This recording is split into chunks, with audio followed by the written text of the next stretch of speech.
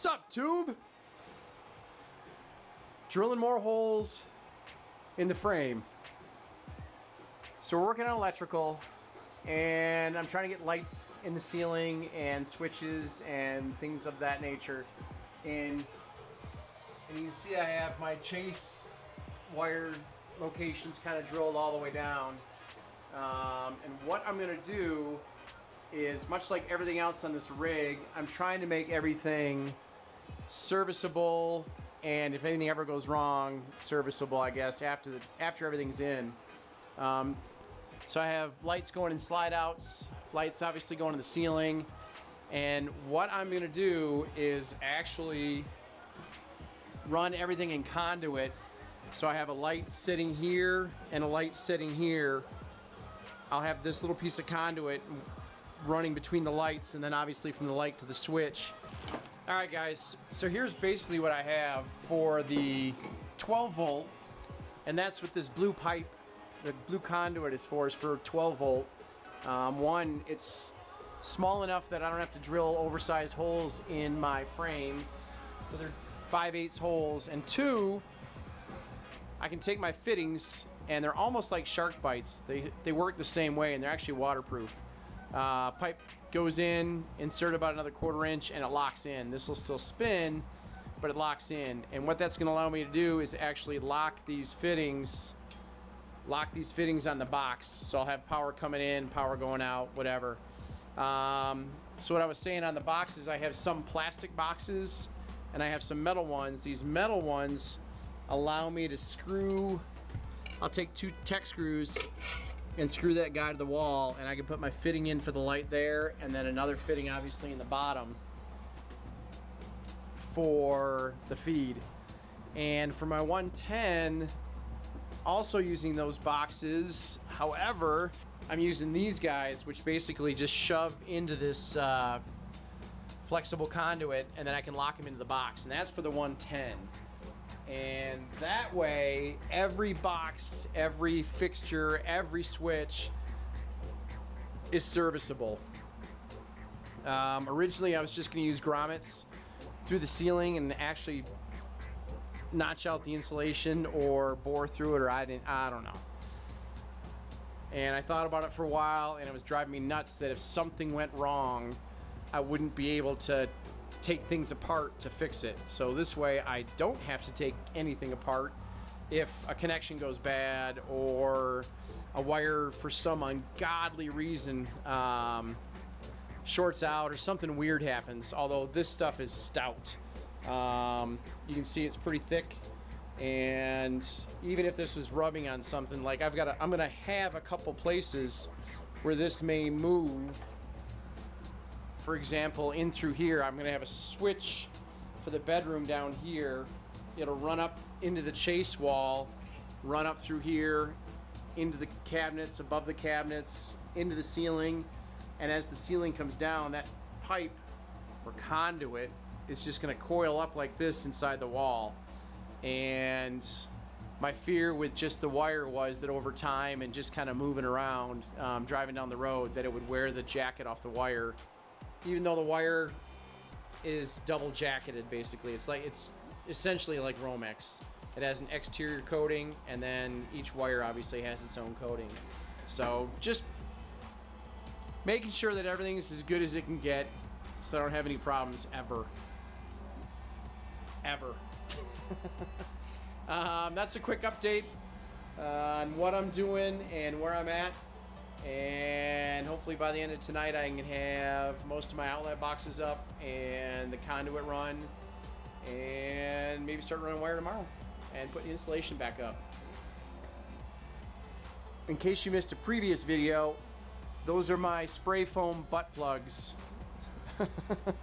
for the spray foam that didn't set properly because the gun went haywire, and I didn't realize it until after I was done with the ceiling, so I thought.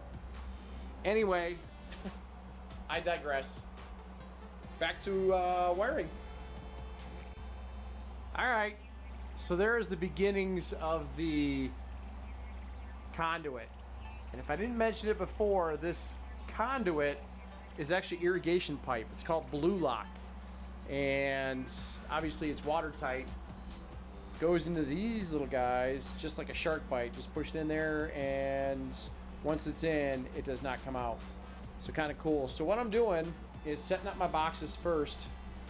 Like this one, I have 2 lines out of the bottom, which are actually going to the light, and then I have power in. So I have 12 volts in, and then a double switch, one for the bedroom, one for the dining area. And that's setting down here, and it's setting a little low only because the wall that's going to encompass this whole thing for the upper area will come down right to the top of the box. So starting to work on the ceiling and my switch boxes, and then I'm pulling insulation down for other switch boxes. Then I'll get to the 110 and pull those down. Figured I'd get caught up on the wiring before I got too far along. It's not neat, but before I start burying stuff,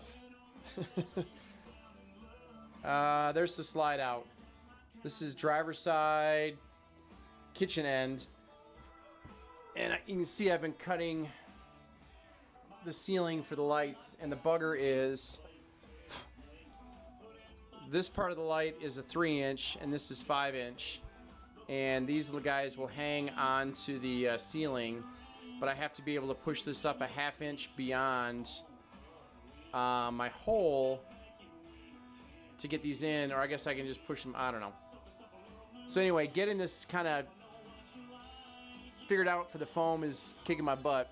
So I have the wires up here, and basically I have these little notches cut out so I can shove this thing in and give these someplace to go.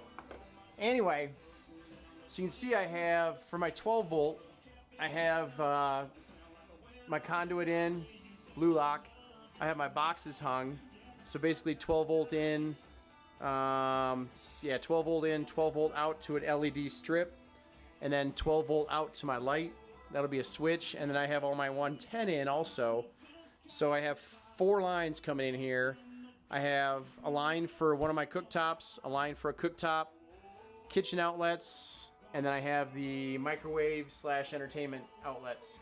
And then I still have yet to put my lights and switches down in the bedroom end, but I figured I'd get this mess cleaned up first and kind of get things out of the way, because I have stuff just all over, and I'm starting to move my solid core insulation all over the place. So I figured I'd get that wrapped up, get my slide outs done and wired on both sides, and then I can start hanging insulation in the ceiling and getting the ceiling wired. So that's the gist of it. My 4 lines are coming into the bottom of the slide out, and it'll actually extend a little bit to the cooktop area. So there's gonna be a junction between the, between where they come in, between the bathroom and the kitchen, and the kitchen. I have to figure that out, but this is where they're going. So all the gray conduit is 110, all the blue conduit is 12 volt, and so far it's worked out great. So the driver's side slide is completely wired. Well, less one wire. I have one 110 wire to run, but I have my insulation in, I have all my bracing in, I started foaming, and what a difference it makes putting my hand in front of this box, nothing, and then this one not foamed yet, putting my hand in front of here, I can feel a cold draft blowing through there. So a big deal to foam everything. Nonetheless, I've kind of labeled everything for future reference, so I can kind of see where things go. But basically, the red label are my 12 volt. That's just 12.2. And then the blue labels, that is 12.3 or 12.2 with the ground. And these are my individual feeds. This is one breaker. This is another breaker. I have another breaker for these 2 outlets and the entertainment outlet, and that actually goes over to that guy as well, right there. And then the last breaker is for my microwave, which sits, where is it? Sits up here. So again, I have my 110 in flexible conduit 1/2-inch conduit, and then I have my 12 volt in this blue lock, and it's worked out great. Everything is sleeved really well. The longest run for 12 volt is from this point all the way down across the slide out behind the fridge and up into the wall to get power from this point. And basically it all stems from right here. So my power for the slide out, to kind of make things somewhat easy-ish, comes from that point under the coach, pops out here, and this is actually 24 for the fridge as well, but this is 12 volt power for the bedroom and for the slide out. That's including lights and USB plugs and everything, so maybe 5 amps.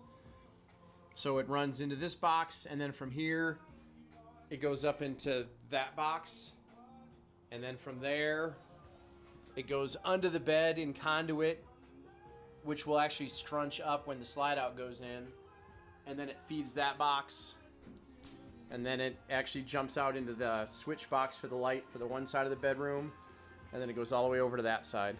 So there's my slide out. One and done. I still have some foaming to do, but wires are in, and that was, I think, 7 or 8 boxes. 1, 2, 3, 4, 5, 6, 7, 8, 9 boxes, 9 electrical boxes in that slide out alone. That's not counting these 3 over here. And then this is a piece of cake because I only have 2 boxes, 4 boxes over there. But this is the next project, the passenger side slide out. Far easier. Alrighty, tube. Well, I'll tell you, the passenger side was way easier than the driver's side. A lot less stuff going on, obviously. But yeah, I have my 12 volt in. Wires are hung for the lights. The only 110 I have in is that one outlet, and that'll just service the dining area and living area. Should be more than enough. I have a USB outlet there, and then a 12 volt switch there. And then my feeds come in down here, and I've yet to figure out how these guys are gonna tie into, let's see. Here's my feed right here for my 12 volt 110, and I've yet to figure out how all that's gonna work, but we'll get there. So I'm gonna start laying in insulation and foaming this and wrapping this up and going to the ceiling. Almost there, tube. The ceiling. Almost there. And oh, one last thing. I'm still changing out these butt plugs.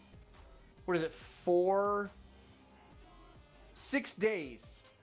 5 days. Sorry. 5 days after spraying the ceiling with the crap foam, I'm still changing out butt plugs because it's still dripping. Anyway, I digress. Let's move on. So guess what arrived, YouTube? My customized panels, electrical panels. Oh. There's the back side. Not gonna break the seal. That is just sexy. And then for the front side, that is my main breaker panel for 12, 24, 12 volt, 24 volt, and 120. And those are all my breakers labeled, ready to go. They've got a reverse polarity light. They've got a power light for each one. Okay. It may not seem like a big deal, but that is a big deal. And I'll tell you why. Oh my God. 2 little rocker switches that will run my slide outs off my panel, and I have, let's see, my heaters wired in, my slide outs wired in, and the Oasis wired in, and those are all on the breaker panel. I have a 24 volt line wired in, but I don't have 24 volts in the coach yet, so that's gonna have to wait. Nonetheless, again, this is a huge deal because for the last, year? Probably year, as long as I've had the slide outs in, I have been jumping these guys onto a battery, and I just had loose ends hanging, and I was jumping the motors with wires. Finally, it's all wired in, and it works. So yeah, I am just about happy as pie, and it's amazing. I have 6 wires coming out of every switch, so I had to build ends for both ends, obviously. So 12 ends, so 24 ends had to put together just for those 2 switches. So it's amazing how many wires are going to end up in here when I'm done. But yeah, very happy. The first little bit's in for the electrical cabinet, and I'm just waiting on parts for the rest of it and for the other one. So game on.